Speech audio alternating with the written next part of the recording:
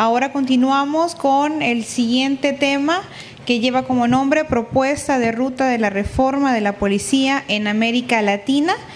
Responsable al señor Héctor Rosada Granados de Guatemala, lo cual voy a leer brevemente su hoja de vida: guatemalteco, investigador social, analista político y consultor internacional en seguridad y justicia, doctor en ciencias sociales con especialización en sociología y antropología política, maestro en docencia universitaria y licenciado en sociología, antropología y ciencias sociales.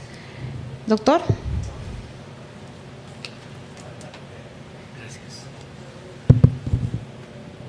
Buenas tardes para todas y todos. Ese inmortal poeta cubano José Martí,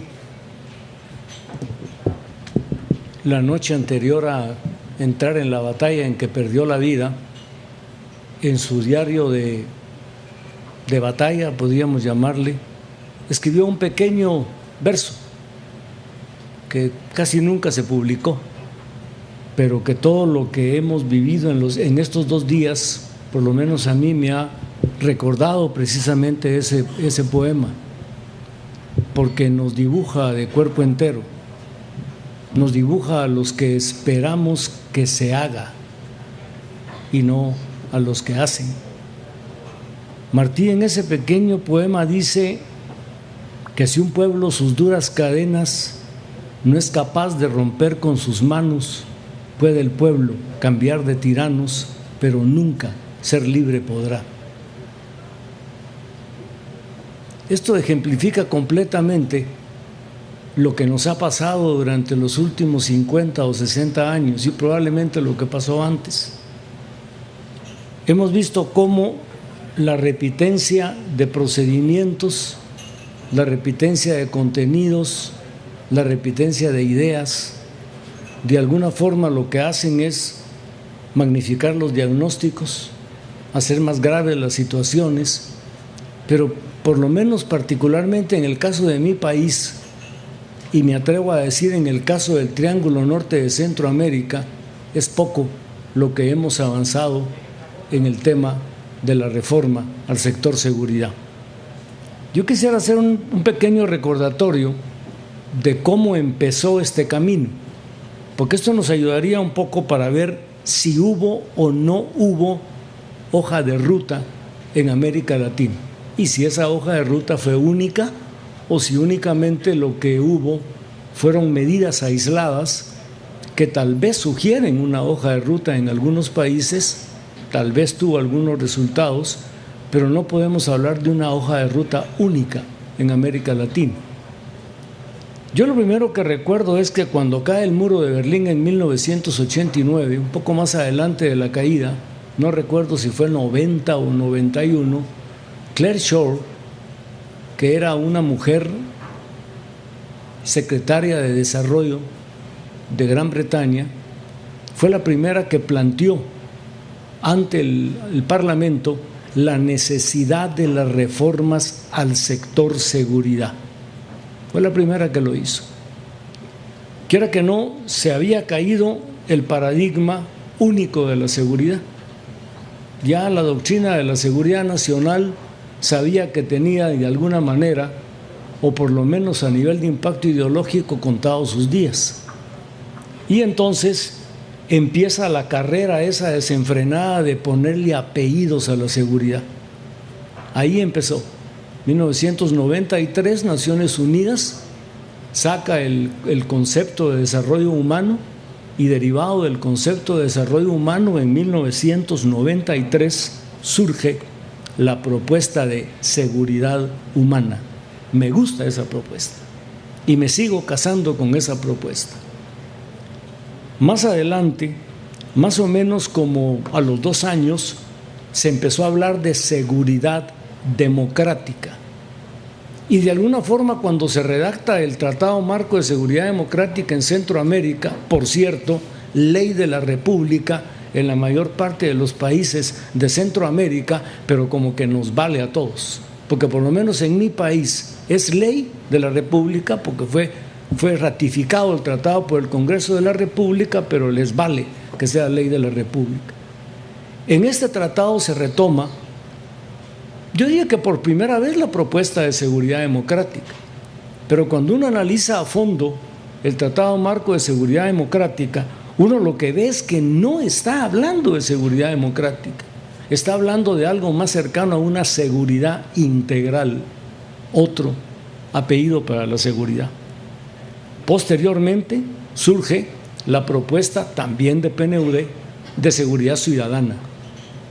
Y la seguridad ciudadana de alguna manera hace un close-up a la problemática de las reformas al sector seguridad, porque lo que hace es que lo deriva de la propuesta de la seguridad humana y dice que es una derivación de la seguridad humana que se preocupa de las condiciones de funcionamiento de los cuerpos que velan por la seguridad del ciudadano para garantizar la defensa contra los delitos violentos y predatorios.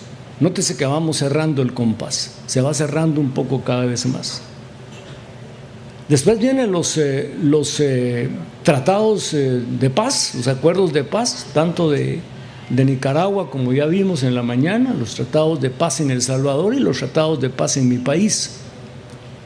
A mí no me tocó firmar el acuerdo de fortalecimiento del poder civil y función del ejército en una sociedad democrática, pero sí me tocó, cuando yo estaba al frente de las negociaciones, empezar con la redacción de ese acuerdo. Y me recuerdo que una de las cosas que emergió rápidamente es de qué seguridad estamos hablando. Y ahí surgió nuevamente seguridad integral. Le queríamos garantizar a la población toda la seguridad absoluta, absoluta.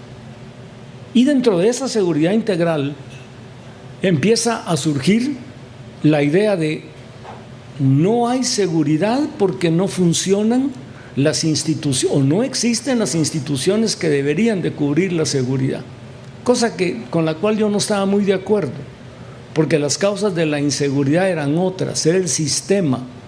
De hecho, las guerras se habían dado precisamente por la falta de una serie de condiciones que de alguna manera habían provocado la emergencia de las guerras.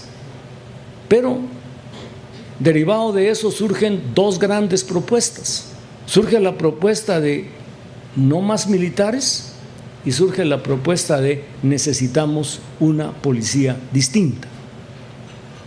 Yo recuerdo que cuando nosotros estábamos trabajando de inicio el tema de seguridad, cuando el moderador de las negociaciones de Naciones Unidas nos lleva un documento que era una propuesta de Naciones Unidas, a la hora de analizarlo nos dimos cuenta.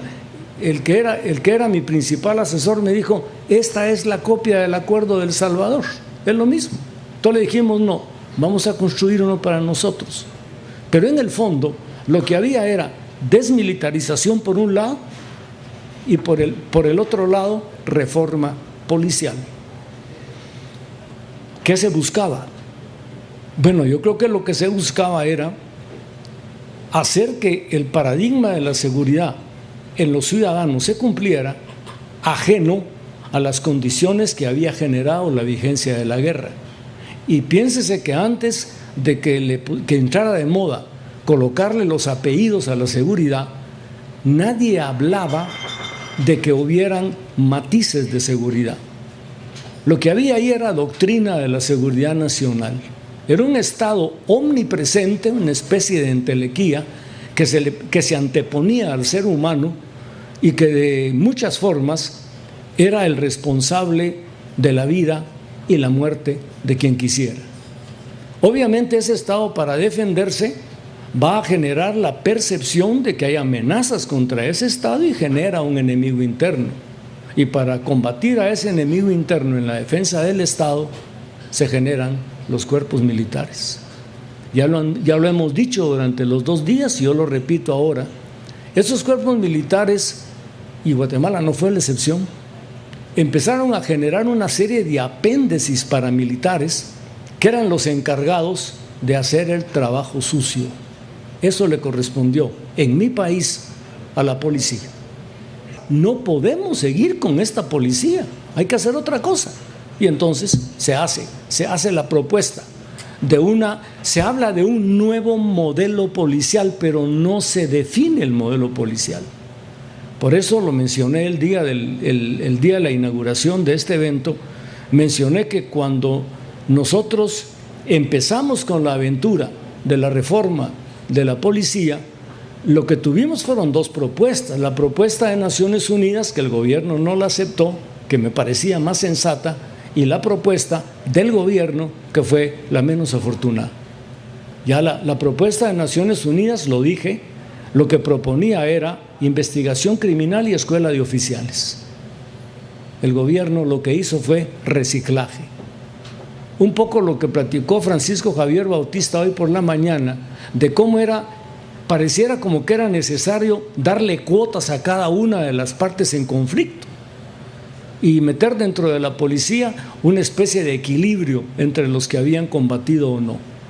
Las guerrillas en Guatemala no pidieron presencia en policía, no, que yo me acuerde no lo pidieron, pero lo que sí se hizo fue reciclar a viejos mandos de policía y eso arruinó completamente el experimento y llegamos al nivel en que estamos ahorita.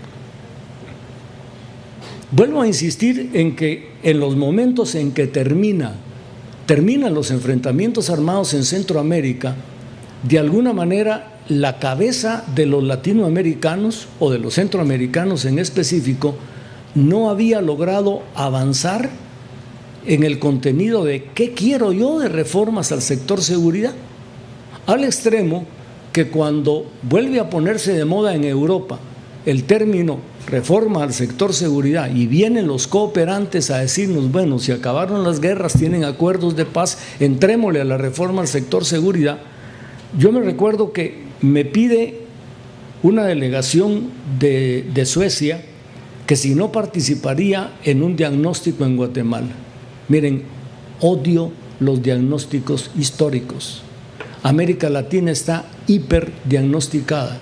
Pareciera ser que el recurso principal para no hacer las cosas es volver a empezar con otro pinche diagnóstico. Pues en esa oportunidad el cooperante dijo otro diagnóstico y le entramos al diagnóstico. A mí me pidieron que yo participara en el diagnóstico del ejército. Lo mencioné en la primera vez que tuve el gusto de hablar con ustedes, mi tesis doctoral es sobre el ejército. Y entonces, cuando yo vi que había un diagnóstico de seguridad, les dije, ¿por qué no juntamos esto? ¿Por qué no hablamos de seguridad interna y seguridad interna juntos? El mando militar se opuso y el gobierno le hizo la segunda al mando militar. Entonces salieron dos diagnósticos, uno de ejército y uno de seguridad. Pero el problema es que en el diagnóstico de la seguridad aparecía una policía que tenía una línea directa de conexión con el ejército, al extremo que el cooperante dijo, miren, debieron de haber trabajado juntos seguridad y justicia, y no lo hicimos. Para cuando nos pusimos de acuerdo, más o menos 1997-98, ya había habido un cambio, que es el motivo por el cual empecé con esto, que cambia la situación. Ya en Europa ya no se hablaba del Security Sector Reforms, no, ya no se hablaba de eso, se estaba hablando de la transformación al sector seguridad y justicia. Ya se había llegado a la conclusión de que no era suficiente con reformas al sector seguridad, sino que había muchos países, incluyendo gran parte de Centroamérica, donde la sola reforma no iba a ser lo suficientemente importante como para poder tener efectos también de importancia. Yo creo que el problema de la propuesta de transformaciones al sector seguridad y justicia se ha ido quedando. Volvió a caer en el mismo procedimiento vicioso, un diagnóstico de qué está pasando. Yo digo, ¿para qué otro diagnóstico? Y después viene y empieza la consulta al interior de las instituciones y entonces surgen las resistencias de las instituciones.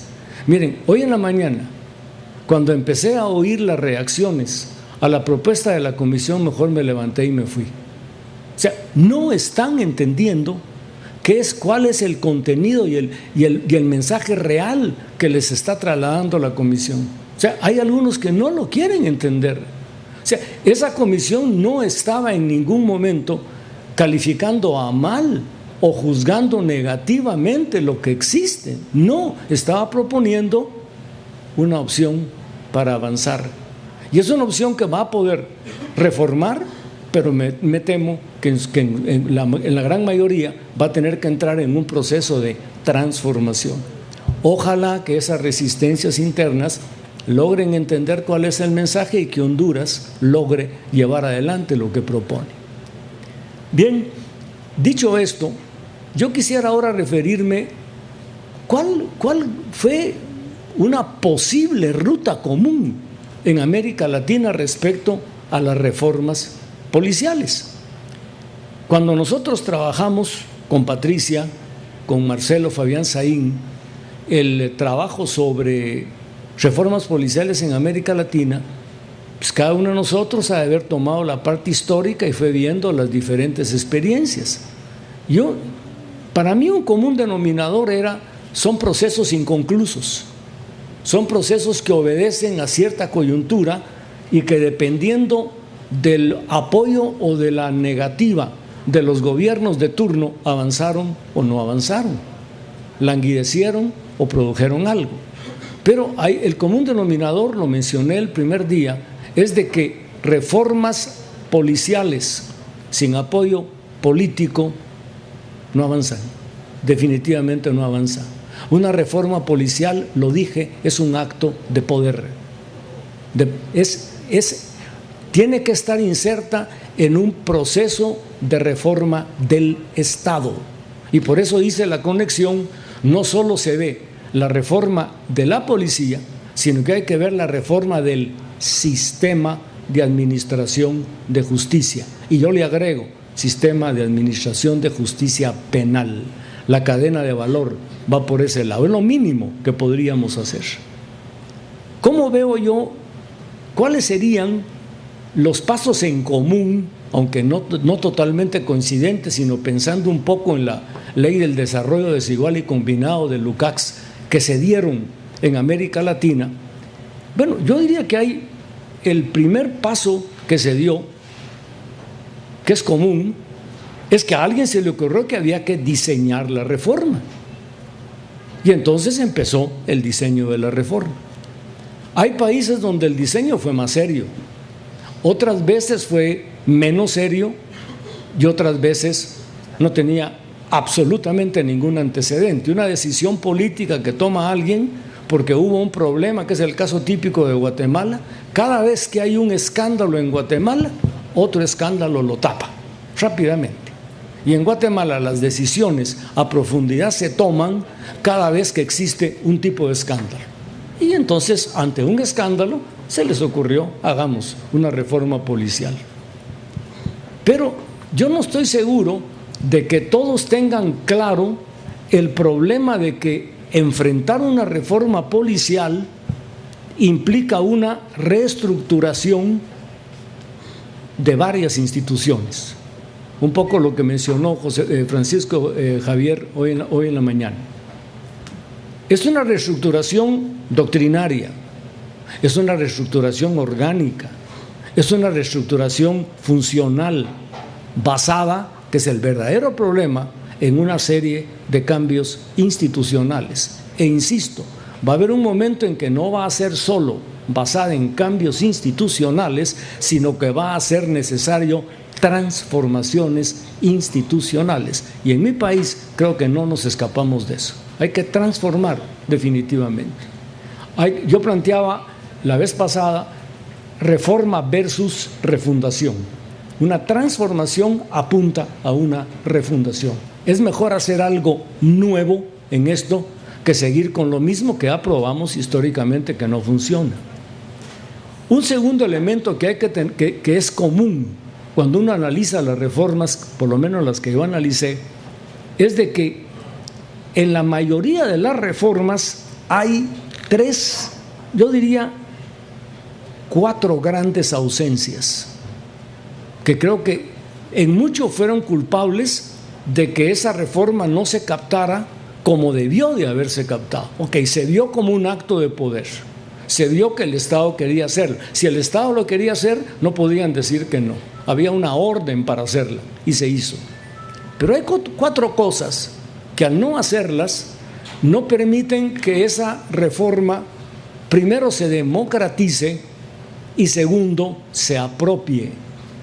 Que la población sujeto a esa reforma se apropie de esa reforma. Para mí el primer punto donde veo débil la parte histórica de la construcción de las reformas en América Latina es que no se planteó, en algunos casos, porque hay un par de casos donde sí se planteó así, pero en el resto no, como un proyecto de formación de calidad de la policía. Yo les decía el primer día de que la mayor parte de las reformas policiales surgen cuando hay una protesta ciudadana en contra de la policía. Pero no hubo una claridad de que el producto final de lo que se está proponiendo iba a darle calidad a la policía. Obviamente, al darle calidad al funcionamiento policial, lo que estoy haciendo es que logro facilitar un proyecto de vida al policía. ¿Por qué lo menciono? Porque muchas de las oposiciones a las reformas vinieron del interior de los cuerpos policiales. No se veía como algo que me va a beneficiar, como algo que me va a permitir calidad de vida, pero que al mismo tiempo me va a permitir mejorar mi vida. Lo que escuchamos en la mañana respecto al salario del policía, miren, disculpen, yo puedo estar equivocado, pero yo sé que todos tienen, que la gran mayoría de los pobladores de América Central tienen bajos ingresos, pero ahorita lo que nos interesaba realmente era cómo lo capta el agente policial. A mí me pareció muy atinado que me vinieran a decir cuánto gana y cuánto le alcanza para poder vivir. Si yo no capto eso, si no lo digo, es como que no lo supiera. Y entonces el sujeto de la reforma, porque es otra cosa que se nos olvida, una cosa es diseñar la reforma políticamente hablando, otra cosa es hacerla, y otra cosa es entender que el sujeto directo de los efectos de esa reforma va a ser otro, no yo directamente. Entonces tengo que tomar en cuenta a ese ser, al objetivo de la reforma, que en este caso debería de ser tratar de garantizar un proyecto de vida. Pero ese proyecto de vida yo lo voy a captar, y en la mañana hubo elementos preciosos como para poder entender esto. O sea, ¿qué significa entrar a una institución como el ejército, por ejemplo, o la policía, donde entro y me estoy planteando un proyecto de vida de largo plazo? No estoy pensando, voy a entrar aquí, dentro de 3 meses me salgo. Entonces, aquí el caso era, ¿cómo me planteo, cómo soy capaz de plantear una carrera profesional en la policía que dé permanencia y sobre todo que dé experiencia? Esto sí se da en varios casos. Brasil, por ejemplo, lo tuvo Argentina, lo tuvo Chile. Apunto estos casos porque si yo no logro todo esto junto, una claridad política de qué quiero hacer, por qué lo quiero hacer, cómo lo voy a hacer, una captación social de cuál va a ser el efecto global de esa reforma, pero fundamentalmente el que es sujeto, el que va a ser sujeto de esa reforma, directamente, porque hay sujetos indirectos de esa reforma, cómo la está captando, no me va a permitir que ese sujeto llegue a un momento en que haga algo que muchos no están haciendo en este momento. Por los testimonios que hoy en la mañana, pareciera ser que quienes hablaron en nombre de su institución sí lo tienen. Ojalá que lo tuvieran todos. Yo quisiera saber cuántos en Guatemala lo tienen. Dudo que muchos lo tengan. Que el policía confíe en su institución. Porque una cosa es que me paguen mal y otra cosa es que yo confíe en mi institución o que no confíe en mi institución. Porque estoy seguro que si estoy ahí es porque quiero a mi institución. Gracias.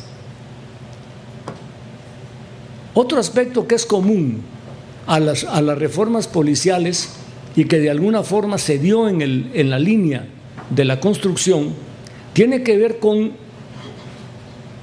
qué tipo de funciones plantearon en común en ese momento.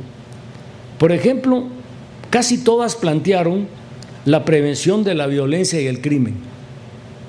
Casi todas plantearon investigación criminal y fuerzas especiales. Algunos lo lograron con más éxito y otras con menos éxito.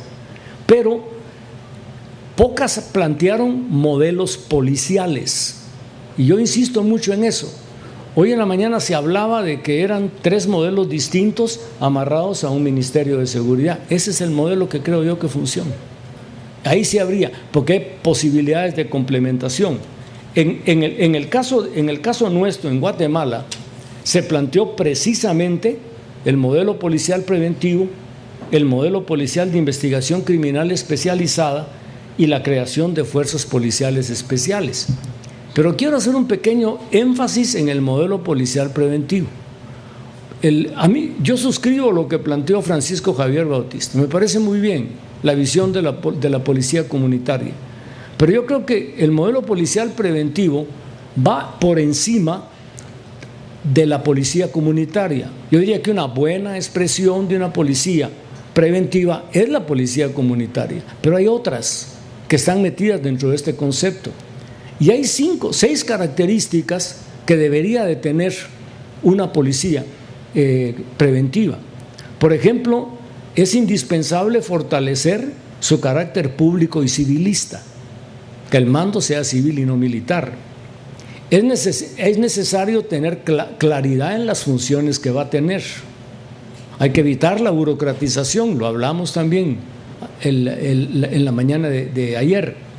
Hay que mejorar la formación y capacidades del personal. Hay que contar con el equipamiento adecuado según las funciones que se han de cumplir, ya se habló también. No puedo lanzar a la calle a alguien mal armado sabiendo perfectamente que quien se va a enfrentar está bien armado, etc. Y por último, estar cercana a los problemas de la ciudadanía. Este es un aspecto que varía de país en país. Hay países donde tuvieron tremendo éxito. Por ejemplo, las policías comunitarias. ¿Dónde fue donde más éxito tuvo la policía comunitaria? Que yo me recuerde, Brasil. ¿Por qué? Porque O Globo, la gran cadena de televisión del gran empresariado, apoyó la experiencia. Y entonces empezó a darse una respuesta de la sociedad, del empresariado, para ir generando condiciones que permitiera que desarrollara esto. Esto era parte de la hoja de ruta también. Importante también es pensar cómo voy a definir el problema de la doctrina, la organización y su vinculación con sus funciones. Y entonces caemos, por ejemplo, en los niveles de formación, porque yo defino la doctrina, pero como nos hablaron en la mañana, la parte pedagógica de la reforma codicial va en la reproducción que soy capaz de llevar adelante dependiendo de las estructuras pedagógicas y andragógicas que tenga.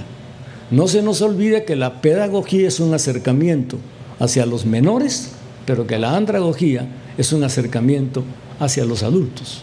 Y muchas veces estoy trabajando con adultos. Alguien mencionó que habían pasado no sé cuántos años y que a la hora de querer incorporar a alguien de mucha edad, el acercamiento tiene que ser absolutamente distinto. Y aquí vuelvo a insistir en los niveles de formación. Sí se daban, la mayor parte de las reformas tienen separados los niveles y es una hoja de ruta, ahí sí está, es obligado. El nivel táctico de entrenamiento básico, todos.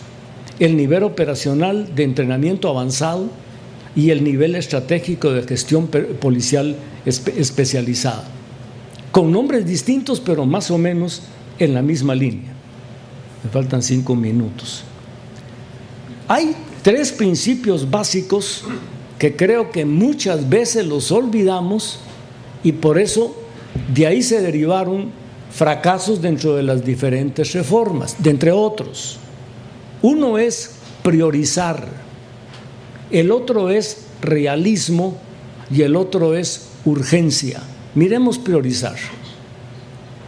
La mayor parte de nuestros países, con las limitaciones presupuestarias, políticas, institucionales que tiene, quien esté manejando la reforma, me imagino la Comisión de Reforma Policial en el caso de Honduras, va a tener que tomar prioridades, definitivamente. Pero por favor no nos olvidemos de algo: si todo es prioritario, nada es prioritario. Si queremos pedirlo todo al mismo tiempo, no funciona. O sea, van a tener que decir que va primero, que va segundo, que va tercero, y esto tiene que ser un proceso de elección consensuada a nivel colectivo. Ahí sí tienen que entrar una serie de actores, diversos actores, que maduren este tipo de proceso. En el caso de realismo, hago referencia a lo estratégico en lo estructural. ¿Qué es lo que conviene hacer ahora y qué no conviene hacer ahora? ¿O qué es lo que puedo dentro de mis prioridades hacer ahora y qué no puedo hacerlo en este momento? Parece mentira, pero muchos de los fracasos que tuvieron las reformas policiales se debieron a esto, al hecho de que no se pensó que tal cosa no era alcanzable en la forma como se estaba planteando. Y en el caso de la urgencia tiene que ver, en mi particular opinión, con la intensidad de la amenaza.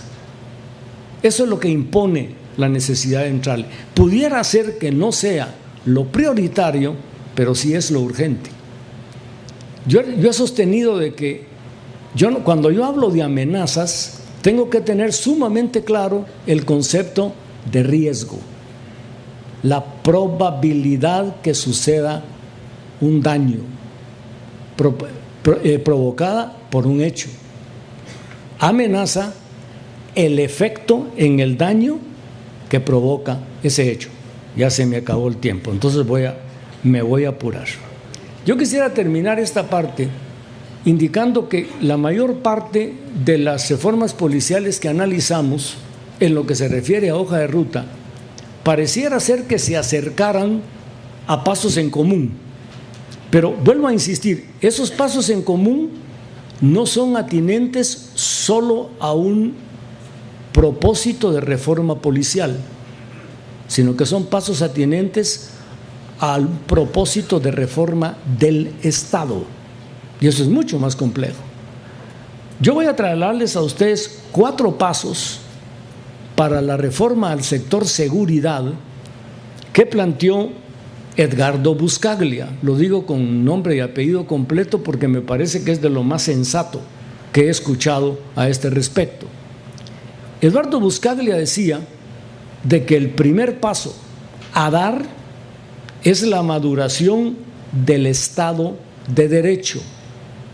Insisto, si mi país, Guatemala, sigue metido en el Estado contrainsurgente, es muy difícil que yo pueda plantear una reforma de la policía en los términos de un Estado democrático de derecho. Yo primero tengo que llegar a tener en camino la construcción del Estado de Derecho, o a contrario sensu, a poner valladares, parar los efectos del Estado contrainsurgente, porque de lo contrario voy a fracasar antes de empezar.